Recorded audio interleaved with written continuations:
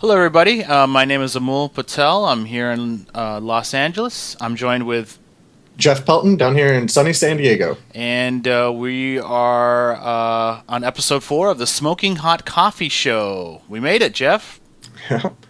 Already number four, huh? Already at number 4, yep. So people want to check us out at www.smokinghotcoffee.com. And Jeff is available at Comster, and I'm available at Amul_Patel. So cool, we got that out of the way. So Jeff, we are actively working on our site, huh? As you can see, it's a little bit different than the grid view. Yeah, definitely. I've been working on the startups database that we're using to maintain our list of hot startups. It grabs a screenshot of the website, a thumb avatar for the favicon, and some details.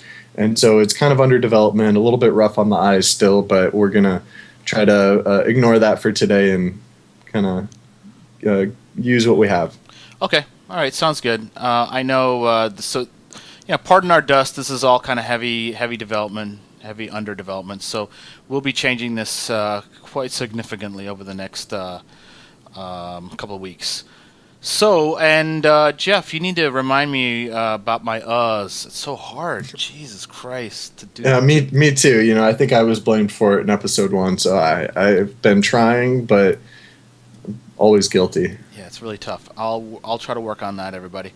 Let's go. Let's start with our first link here. This is fixtracking.com. How to stop getting tracked in your browser? Okay. So I just saw this come across the newswire recently. A lot of people might be familiar with DuckDuckGo is a search engine. Yep. Just about one of the only other options that you haven't heard of that's a big player besides Google, Yahoo, and Microsoft. Yeah. Bing. Yeah. Bing. Yeah. Yeah. I love DuckDuckGo. I remember playing around with their SEO part where they showed different links coming in and being able to track links and that kind of thing. They're pretty transparent with how things are ranked based on links, and I thought that was pretty cool because Google, of course, doesn't share their exact how they rank things, and I think DuckDuckGo is a little bit more transparent with that. So that was nice. So what is this, Jeff? Is this just a little? So it's a guide, huh?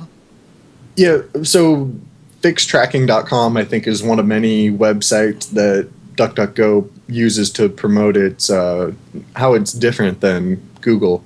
It may not provide the results that you're used to, getting Wikipedia at the top every single time, but they do have a lot of really neat technology in there to help you quickly navigate your favorite sites, not to mention the entire concept of privacy and not tracking you, which is huge for a lot of people. I've personally changed my homepage to DuckDuckGo on a couple computers that I use rather than using Google all the time.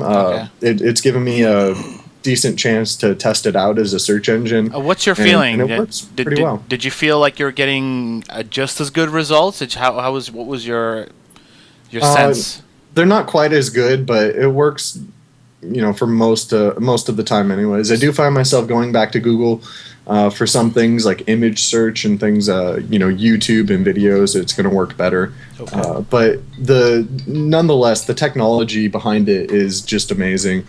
They definitely have a mind for what they're tracking and how they're not tracking you. There's a lot of technical details in there that, from an engineer's point of view, it's easy to understand that they are really keeping that straight for you. Well, I have to say, we do need competitors in the search space. Having Google control 70-80% of the market is not healthy. Not healthy.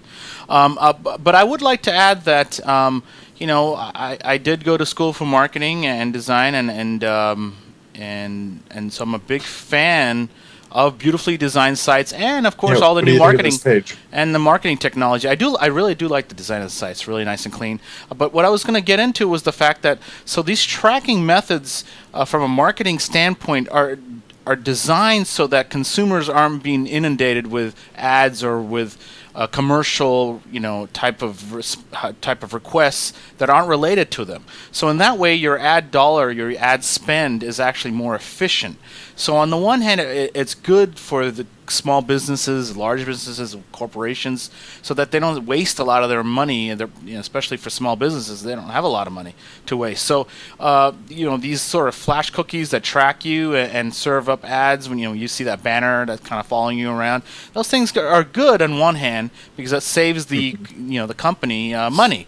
But on the other hand, it's more efficient for everyone. Yeah, it's more efficient. But on the other hand, it's fucking creepy. Right. I used to get ads for stuff that I looked at, a few days or a week ago, and I'm surfing. I'm like, shit, follow you around. Yeah, I'm following. I'm like, Jesus Christ, what the fuck? How trying to get you to convert, man? Yeah, just complete that sale, and they'll quit nagging you. Yeah, I know. So this whole thing, they call it in the industry, they call it retargeting. This retargeting thing is amazing, but on the other hand, it's a little scary. In fact, I installed Ghostery and I installed some of these just to see what sites were tracking what. I was really surprised. There are many sites that go to, and then it'll pop up a window showing here are the 10, 15 different third-party services that are adding cookies to the site, and you're being tracked. And on sites I had no idea, on sites that I thought why would they bother tracking me? Why would they sign up for these services? I'd assume, a Viacom property like MTV.com would have it. But on some random obscure site that I'm reading about, some guy's blog, and I'm like, what the fuck is he doing with all these tracking things? So I was surprised. But it's the ad networks, right? You sign up for one ad network and, No. So the way it works is, I think you visit. Like I was looking into some synthesizer, like sound files a couple weeks ago, and I remember going onto the site and I remember looking at their ads or whatever, and then I left. Of course, I didn't buy anything. And then later on, I'd start seeing their banners floating around. So they must have signed up with an ad tracking or retargeting firm, and that retargeting company has a large network and. Who knows? I guess the other site that I was part of is part of that network and is also feeding data into them, letting them know that, hey, I'm visiting them and now show me that ad for this music stuff, So anyways, it's surprising once you install some of these extensions, what sites you wouldn't consider tracking are tracking your behavior. Yeah. Yeah. So, So anyways, where do you think we take this from here? Where do we go? God, I don't really know. I don't think I remember posting this stuff on my Facebook feed, and I thought people would respond, but nobody commented or liked it or nothing. I don't think people give a shit.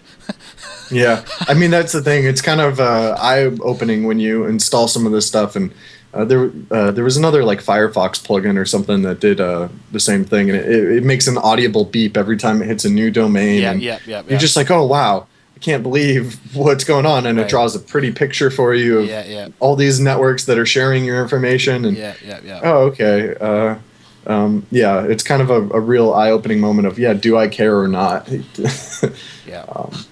guess we do the best we can. We'd love some input from our viewers if anyone else knows a little more details than we do and has any suggestions of good tools to use to stop tracking or websites like DuckDuckGo that we should be using. Yeah, absolutely. We definitely would love to hear your thoughts and feedback on this. All right, so let's move on. Let's check this guy out, Crashlytics. All right. So there were a couple of these that were recent acquires. I think these guys were acquired by Twitter.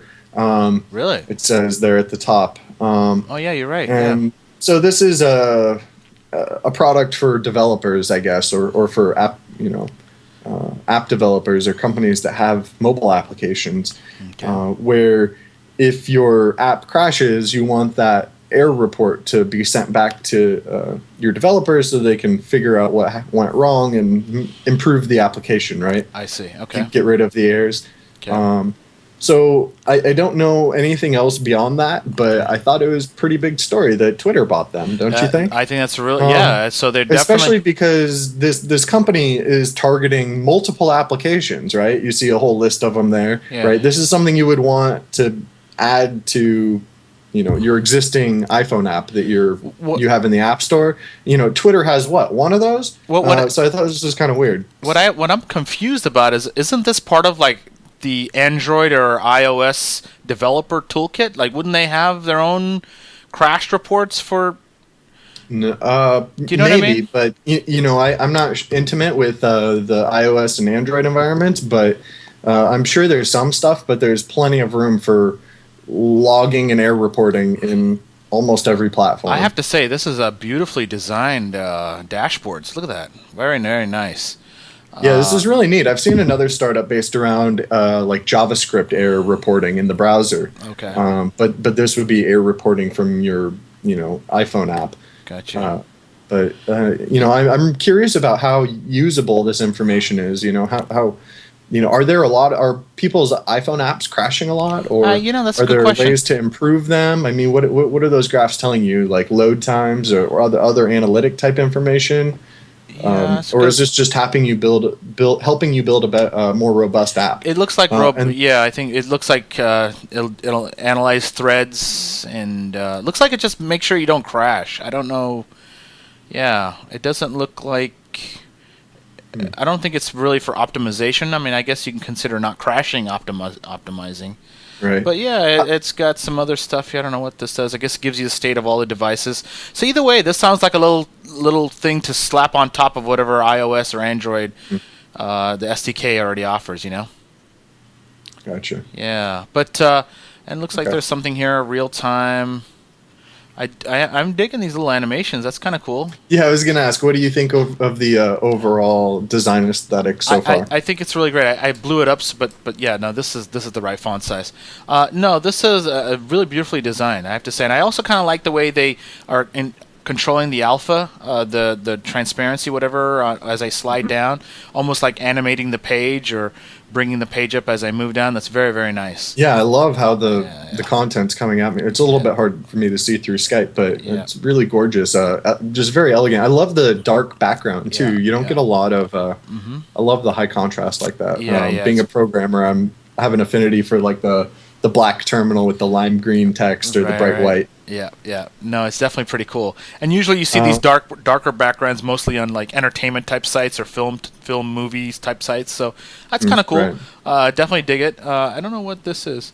Anything back on their homepage? I'm curious about the acquisition. Like, why do you think? I don't know that. Oh, that's neat. Yeah, that's kind of cool. It looks like they've got playing with fonts. Yeah, no, it's great. It's got a little lead gen here for enterprise features, and they want you to sign up for something.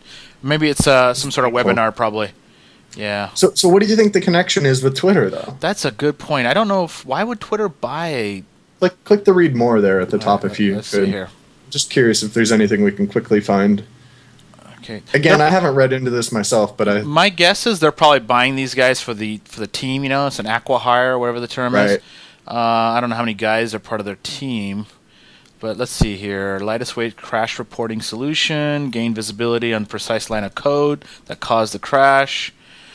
Since our iOS, we've had the privilege of working with thousands of app developers. Now, I know Twitter at one point did have a large group of developers building on their API and building on their data. So maybe these guys, maybe Twitter's thinking about opening up some more stuff, and they want to provide maybe part of their own app. That's a good question. So far, it looks like there's two guys here. I don't know how big the team is. Maybe they don't. Maybe it's not a very large team at all. Welcoming cool. Yeah, it looks like it's only two guys. This is beautiful. Yeah, but it's kind of cool that they're doing this.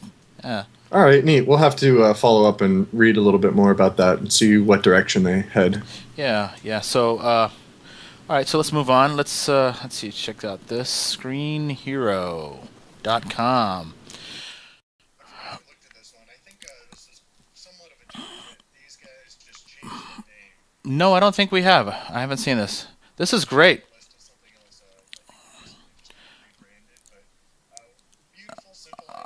Oh, this is very, very powerful, guys. Even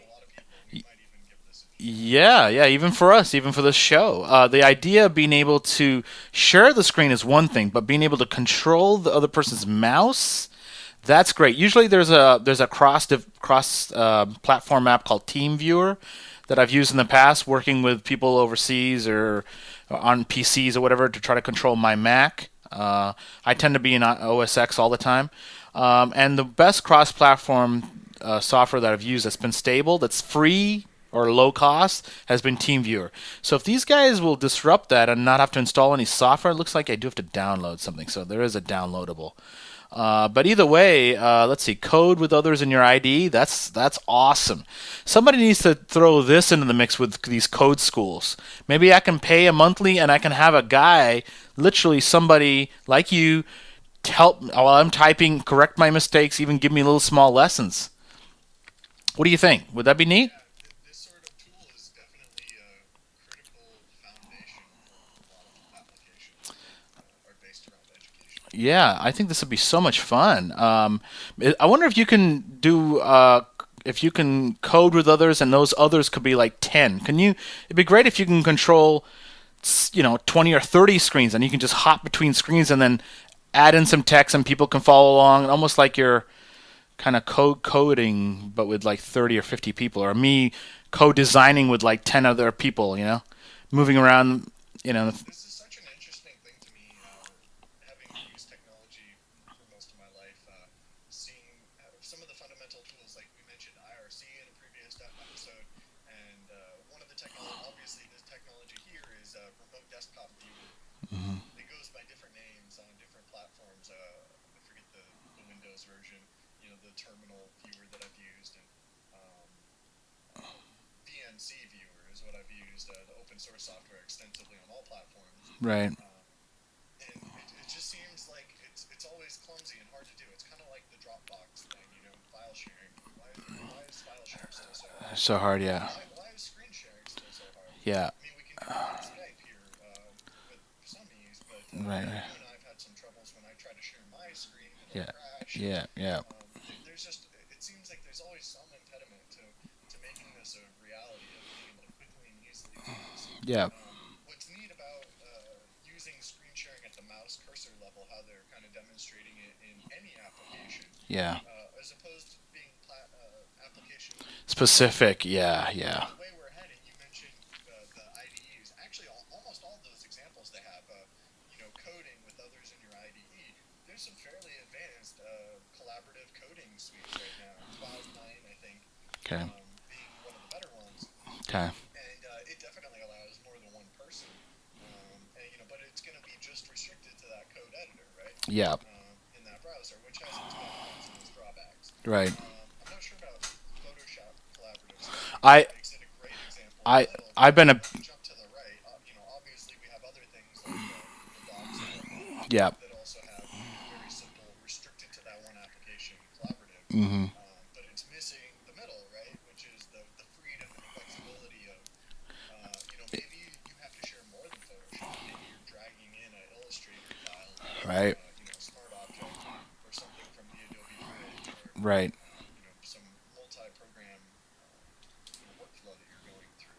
Yeah, no, I'm a huge believer in collaboration, and this is the missing piece. This should be built into all laptops, tablets, computers. It shouldn't. It seems like it should be at the OS level. Yeah, it should be at the OS level. Yeah, It's yeah, just like file sharing. right. It's just really clumsy. Yeah. And difficult. Yeah, it's just like you said, Dropbox. That should be part of OS X. It should be part of Windows, whatever. It should be part of it. But these guys dropped the ball. Microsoft, Apple dropped the ball on this, and I'm very happy that Dropbox exists. I'm glad that these guys took the ball. Same thing with this. These screen collaborations. It sounds like these Apple and Microsoft have dropped the ball in this area. Do you remember the mother of all demos from Doug Engelbart? Is the epic video demonstration he did of one of the first computer user interfaces ever. Okay. In like 68 or 69. Yeah, you're talking about the first mouse. Is that what the one that you're talking about? That demo? Probably. Okay. I think it goes by the mother of all demos. Okay. Computer demos, and it just to this day does more than what we kind of feel like we have at our fingertips today. Right. He demonstrates having screen sharing, almost what we have on Skype right now. Just a video of me over the wire, Right. Plus screen sharing, or I think he actually demonstrated collaborative where the other guy grabs the mouse. Is that right? But yeah, it's really interesting to see, they had that idea. Back at what 1969? That's hilarious. Yeah. It's like file sharing and screen sharing. Yeah. Reality. It's crazy. Yeah. We should actually give this one a shot offline and Yeah, absolutely. I think we. Maybe this one, give it a real test. I absolutely agree. I think this will be very cool to try out. And yeah, I'm a huge believer in this whole collaborative screen sharing. It's going to cut down on our gas costs, and people will be able to work from home and flex costs. I think this whole area of virtualization and presence technologies is there's huge benefits for society and everybody involved. So, well, cool. Let's move on. Very excited about that one. Domain masher. .com. What is? Oh, is this for me to come up with a name? Yeah, so this one comes up in the category of like a weekend project. So AreaWomanChaser.com. it's available. This is awesome. Yeah, no kidding. Let's see. What does it go to? Namecheap? Oh, it goes to name.com. Okay, that's cool. No, this is very cool. The user interface is really nice, and I'm sure they're getting a nice affiliate income off of people that are using this to generate a name. Oh, this is great. This is great. I really like it. Waiting is available. I have to say, I used another one. I forget what it was called. It was called Web 2.0 Name Generator or something like that. It was kind of like this, but it was a little bit more Web 2.0 ish. Had a lot more of those kind of keywords. Part of this. But this is neat. This is a fun little quick app, a one pager. I wonder if somebody's making money off of this. Probably are. What do you think? I don't, like I said, I saw this is a fellow of Hacker News that posted this as a weekend project, and I didn't think much of it. Wanted your opinion. I haven't played with it a whole lot myself, but I love the UI to track Yeah, everything. yeah, Interesting. yeah, yeah. And now that I'm looking, I'm asking for your design critique, but I do like the background pattern I've been using in some other stuff. Okay. Reminds me of I think Photoshop at one point had sort of this like blank canvas. Yeah, this pattern. Yeah. Yeah, so I've been going through the website subtle patterns and Okay. using some of those Yeah. No, I've seen. really subtle, like kind of hard to even notice. Yeah. Very canvases and linens. Mm-hmm. We talked, I think, offline about some of that realism and mobile apps, Right. particularly with the torn paper and Right. stuff that looks physical. Gotcha. Love to see some of that. No, from a design perspective, from the user experience perspective, this is pretty cool. It's almost like a little slot machine. Very nice. I don't, the domain masher itself, the kind of heading, I think I probably would have either had it left justified or center or whatever. And in general, maybe if this is all it is, I would have this probably center in the screen and framed in different ways, and maybe show some examples of some ideas or something. I would have liked more ideas, other recent searches, stuff like that. Maybe even thoughts on how to brand yourself. And it'd be kind of neat to put little affiliate programs for guys that'll build logos for you, because obviously if you're picking out a domain name, you're gonna want a logo, and maybe you want template or layout design or whatever. So yeah, there's a lot of potential for this. But for a weekend project that's fun, hopefully this guy will make his money to pay his domain costs so he can keep it going. All right, so let's move on. Mortar. So what is this? Hadoop as a service. Wow. Holy cow. So Hadoop, if nobody knows, is this massive, what is it, massive relational database that companies like Facebook use to keep their database systems running fast and quick, right? Am I wrong? Is this... Yeah, it's big data, massive data. So, yeah, this is definitely a Wow. product For engineers, yeah, developers. So why do I need this as a service? So is it because they handle all the administration of the? Yeah, so I haven't been using as extreme of tools as Hadoop recently. I've been using MongoDB. It's only Mongo is not humongous or something, but I think the idea is being able to get your feet wet more easily. So if this is doing massive data, well, how do you get started, right? You want to get started with a very small, bite-sized thing, maybe not have to spend hours getting it set up. Okay. I guess this says it only takes 1 hour. Yeah, So that's cool. That's good. way to get people introduced to Hadoop, I suppose. Yeah, well, I'm not a big user of it myself, but I do. interesting product. I do think the world of big data is going to explode, and as we get more and more sensors, we'll start getting even more data. And like here, there's a video, a million song data set. So clearly, this is really great if you have data sets that are in the millions. I do know, going back to DuckDuck here, I remember reading somewhere that DuckDuck was going to give access to developers or engineers, people that have access to Hadoop or know about big data. They're huge, massive data sets, and I don't remember seeing a press release on Google doing that. And I think having access to a massive, terabytes of data, petabytes or whatever the fuck the term is, as sort of a playground, and be like, okay, yeah, let's just play around with this massive, incredible resource. The web is an amazing resource, but unfortunately, it's these guys that have the data aren't sharing. I know there was some stuff about open data. Was it? Do you remember reading about this open data or open the web data? I forget what it was called. Open data for web index. Something like Open Data Web Data Index. Is that it? Open Data Index. Yeah, I think this was it. Yeah, I think this kind of stuff is really, really exciting. Simply because, Google, Bing, these guys own the web index. They have their own. They've got their cluster web, and it'd be great. And I think here's the foundation. I think they even turned this into a foundation.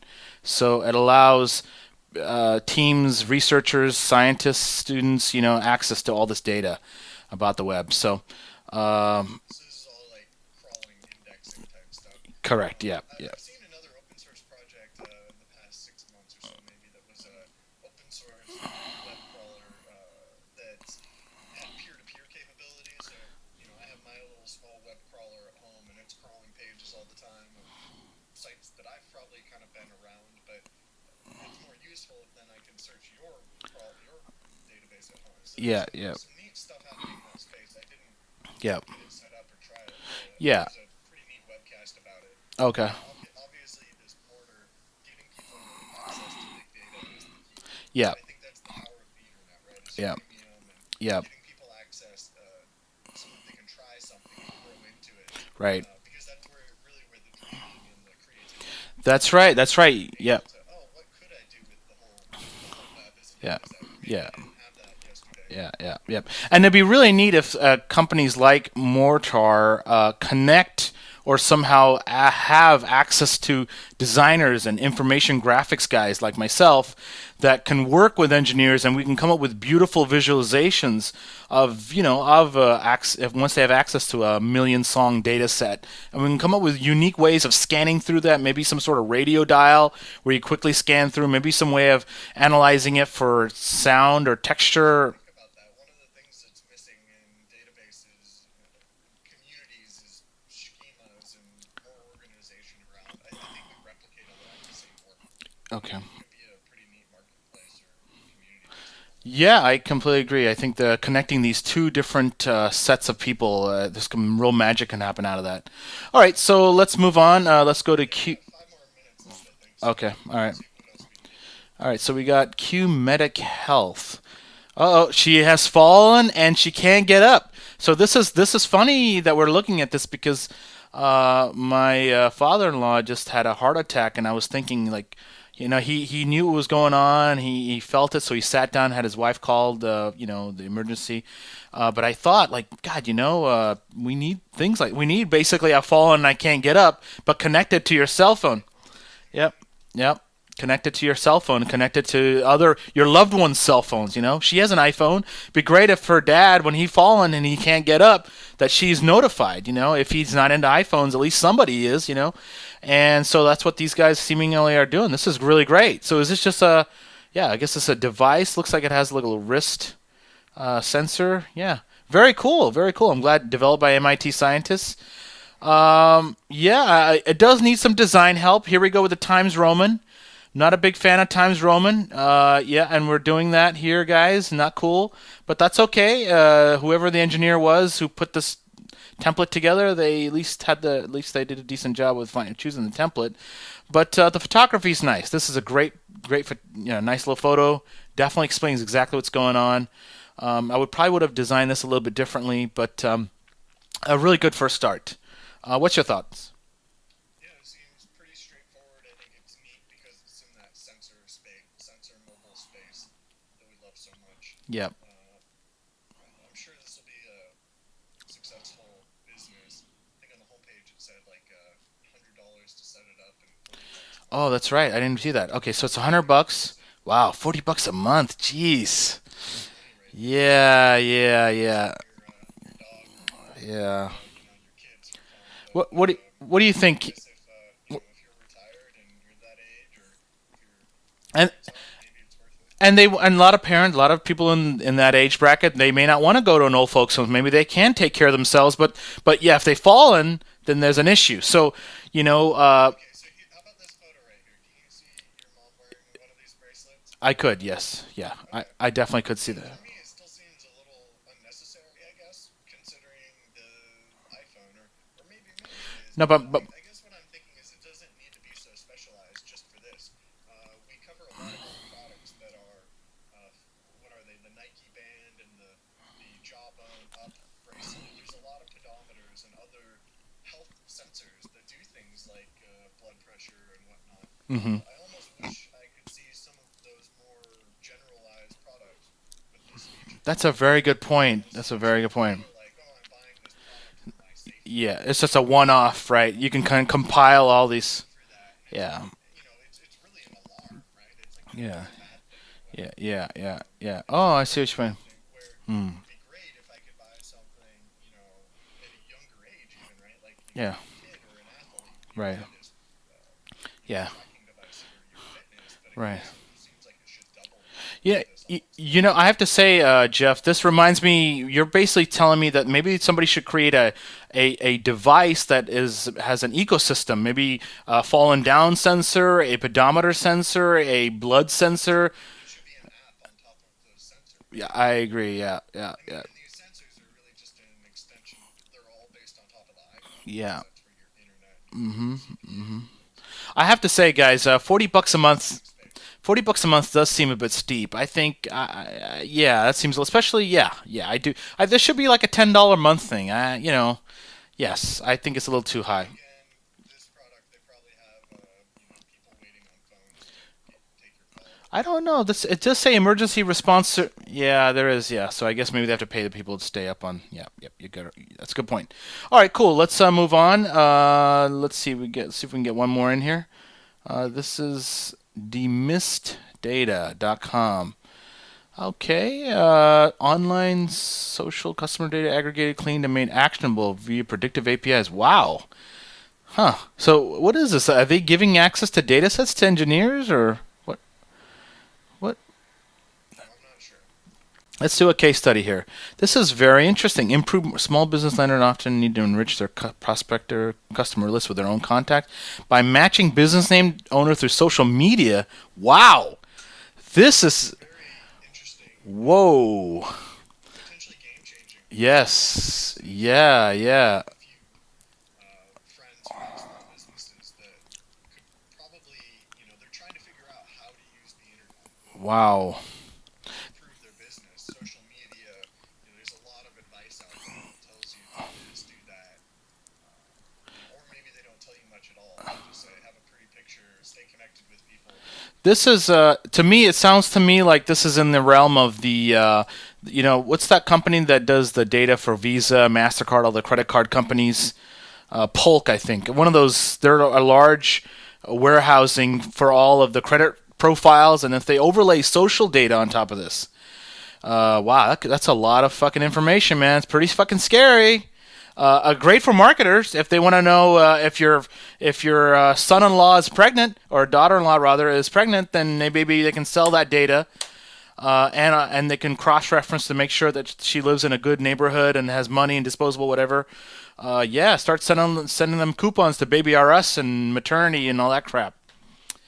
I don't know, man. This is. I wonder how much information they can grab from Facebook and Twitter and LinkedIn. Curious what a sample set of data, and they say it's actionable, which sounds great. I just wonder what kind of This is very, very. information they can pull out of me. This is some very powerful shit right here, man. Social, online, financial, and more data sources all in one place.